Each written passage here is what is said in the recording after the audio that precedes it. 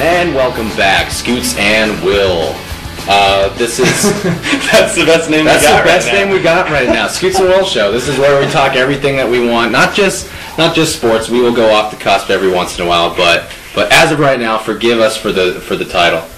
This is how it is. And as we said before the break, we are going to talk a little bit of baseball. Not a whole lot of baseball, because let's face it, in Kansas City, it's not a whole heck of a lot of fun right now. The Royals just came off of a series with the White Sox where every game, their three games in a row, went to extra innings. Two of which the Royals won. That's exciting baseball. Anytime they win a series, that's exciting baseball, right? The extra innings. We watched the game where Yuniesky Betancourt had a game-tying grand slam. Thank you, and then we ended up winning in the bottom of the 10th, I think. Yep. And that's crazy that we like baseball as Kansas Cityans, but by this time, even the 3-game extra innings, home runs, grand slams, it doesn't really matter to us, does it? It's August in Kansas City, and by God, we want football. So my question to you, Scott, is: are you watching? Are you paying attention to the Royals at all? Well, I can say this, that it was funny last night as we can't say we watched the Royals. We caught the highlights on Sports Center by accident. And, we spent our night watching the Chiefs. Yeah, exactly. But they were precedent. It was funny, and we talked about this last night. Our good friend Vineeth Hemavathi, big White Sox fan, who we had both spoken to prior in the night, and we both didn't know that the game was happening. He shoots me a text that says, "Go White Sox," when the White Sox went up 1-0 or something. And for all you knew, they were playing the Yankees. I thought they might have been in the playoffs. And so, lo and behold, we catch the highlights on Sports Center. Yeah. And the Royals get the W in the bottom of the 10th inning. Huge win for the Royals, I guess. And as bad at baseball fans we were, we celebrated like we had won the World Series. Like a kid in a candy store, we were ecstatic. And we wanted to, first impulse, call up our good friend Vineeth and rub it in his face.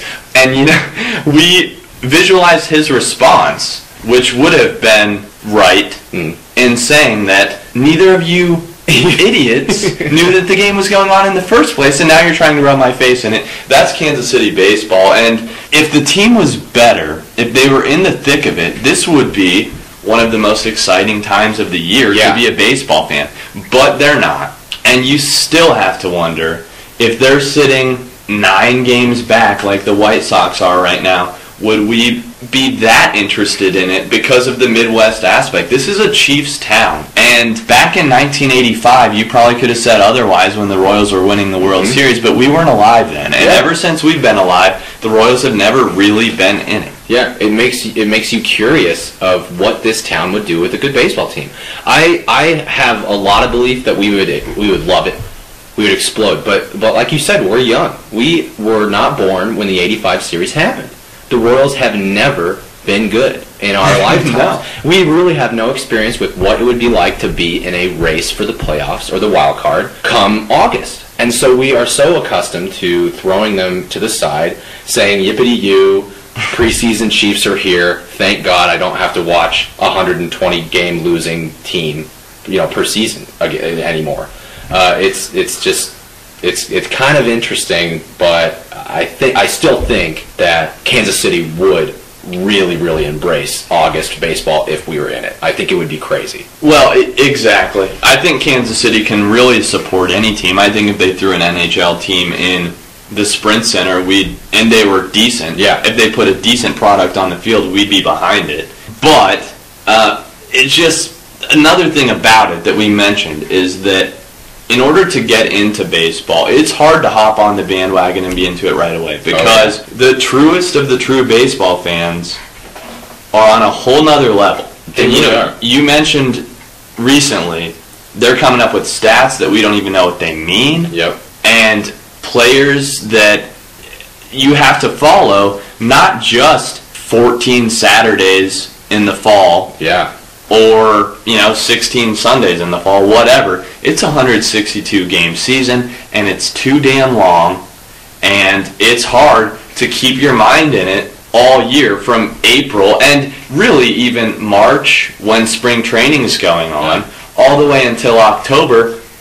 I have to like a sport quite a bit to be willing to put that much time into it. I would maybe do it for football, but I couldn't do it for 162 games of baseball, and I'm not sure it matters how good the Royals are. And it doesn't seem like it's getting anywhere near what it needs to be anyway.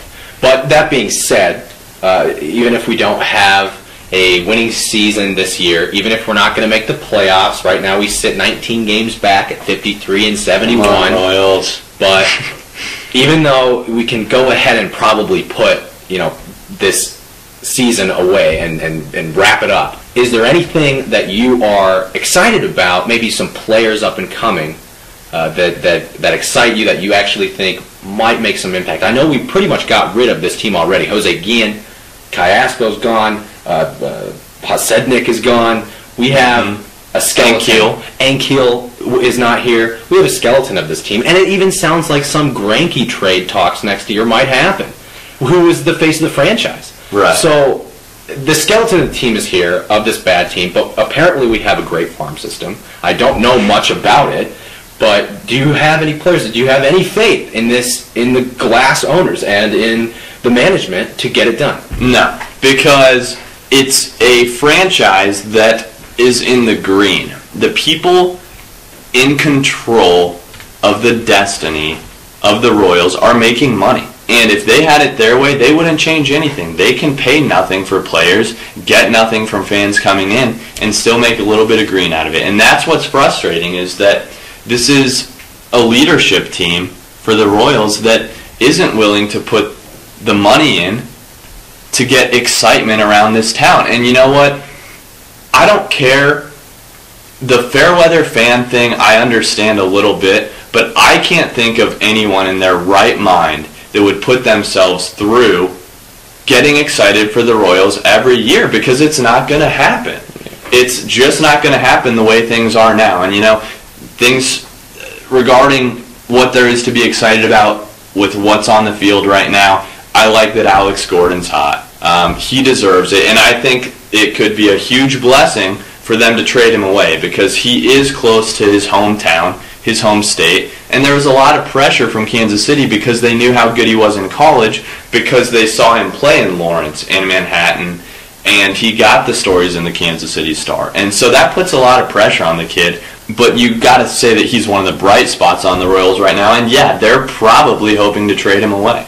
Yeah, I'm definitely feeling like trade time is a lot of the reason why he got some at-bats, because he was in the doghouse for a while, and getting him some at-bats and showing that he's tradable and maybe getting something for him, I think is the direction they're going in. And back to what you said about the ownership is I think the main bottom line about this is the Glass family's interest in winning.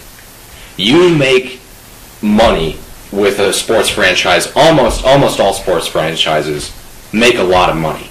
The ownership does. And you have guys like Mark Cuban and Jerry Jones who are willing to spend their own money for the sake of winning. Jerry Jones and Mark Cuban probably could sit back and watch a crappy team every year and their pockets would be lined the whole time. Yeah. But they actually care about winning. The Glass family, linked to Walmart, we have a billionaire owner. We're not completely poor. We have a billionaire owner that, if he wanted to, could probably throw some crazy cash around at some awesome talent. So, like you said, it's about the cash, and that's where it all falls. And I feel the same way. The Royals will not get it done. I don't think I'll ever be able to buy it. And until they get new ownership. New ownership. That's what it is. Okay, that's Royals talk for you. Coming up, we're gonna have a college football preview. Uh-oh, guys. Best for last. We'll have the AP Top 10 and our gripes with it coming up next. This is a public